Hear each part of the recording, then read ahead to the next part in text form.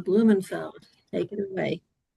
Thank you, Debbie. Thank you, Menashe. Thank you, fellow Toastmasters. Yes, before you start the timer, just to give a little bit of background, this is the speech that I plan to give for my son Yishai's bar mitzvah, which is next week. So when you hear, you'll hear his name, you'll hear things. I will try to translate all of the Hebrew if I remember. Forgive me if I do not translate all the words, but I will do my best on them. So, okay.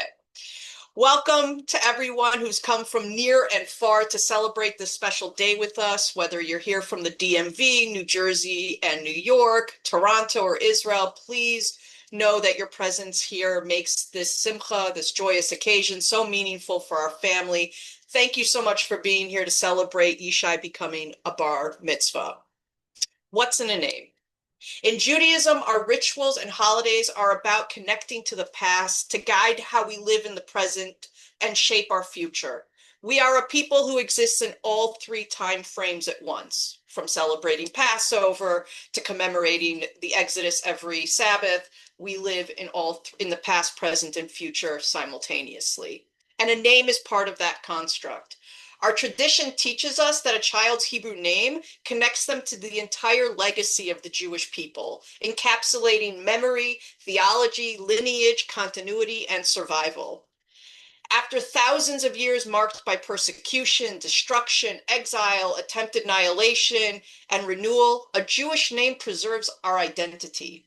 When the Jewish state was reestablished in 1948, many people who moved to Israel changed their secular names to Hebrew ones in a declaration of sovereignty, identity, and cultural rebirth. Names once associated with exile and foreign rule were replaced with the language and history of our people, reconnecting us to our nation and ancestral homeland. Close friends of ours recently celebrated their son's bar mitzvah for the Torah portion of Exodus. During Rabbi Rosenbaum's speech, he quoted the Sfat Emes, a commentary, who explained that an angel's name is ephemeral. It's only tied to its immediate mission. However, a human being's Hebrew name is permanent. It reflects a person's lifelong mission and becomes a core part of who that person is. In the Bible, a name was theology compressed into one single word. To know someone's name was to understand something essential about their purpose in the world. Today, when Yishai was called to the Torah by his full Hebrew name and that of his father, he was tied publicly and permanently to the unbroken chain of his ancestors and his people, an enduring link in that legacy.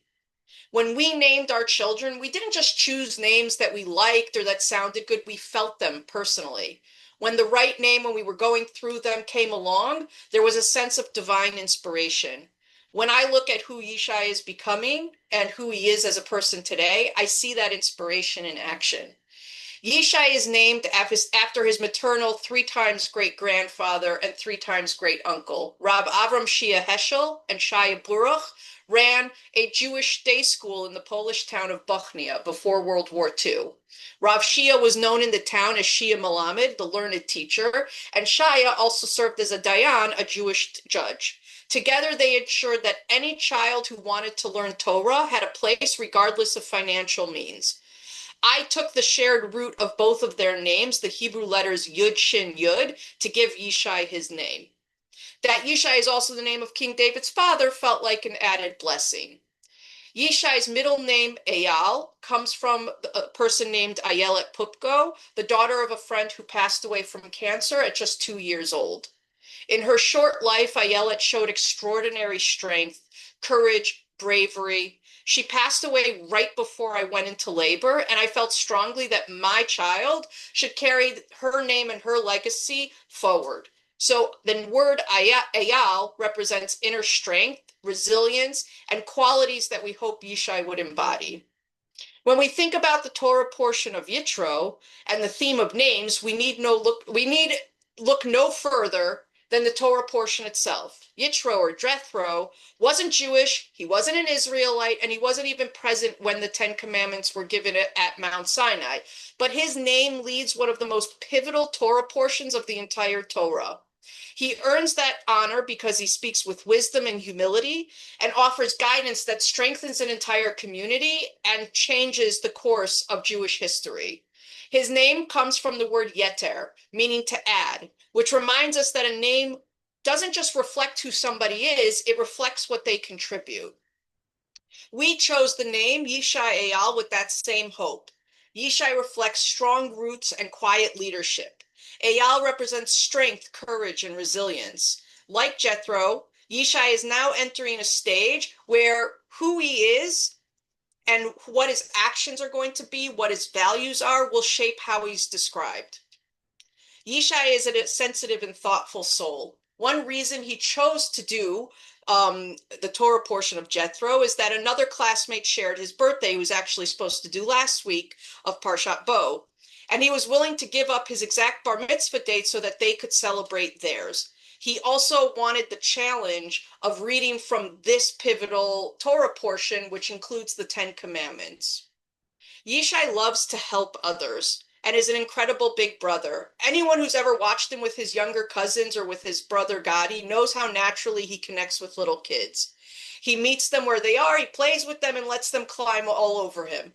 He's also got a great sense of humor, and we especially enjoy his sarcastic jokes that he loves to share.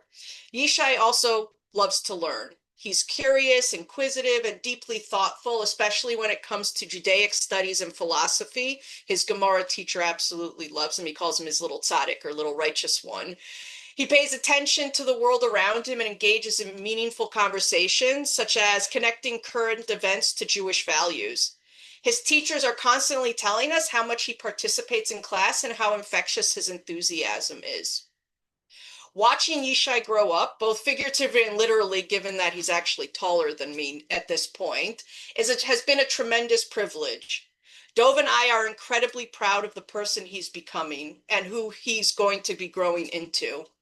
Hearing Yishai's name called in the sanctuary today was like hearing the echoes of the past reflected in the present and carrying the hope of a bright future in which our story, the Jewish people's story, continues, and while it's spoken through the eternal words of Torah. Our blessing is that Yishai continues to grow into his name by adding goodness, strength, wisdom, and integrity to the world around him. We can't wait to see who he's going to become. Thank you.